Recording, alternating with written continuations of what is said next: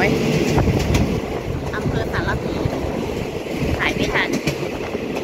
สารพีแล้วก็เข้าเชียงใหม่เลยเจ้า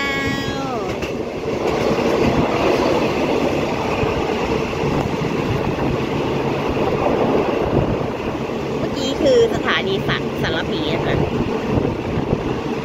ป้าพรเข้าซอยป้าติ๋มสเต็กค่ะอาหารจานเดียวเชียงใหม่อีก8 กิโลไปกันต่อเดี๋ยวไปก่อนบ๊ายบาย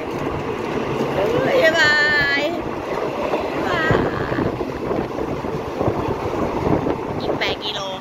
ก๋วยเตี๋ยวเรือเพื่อคุณไปอีก8 กิโลไป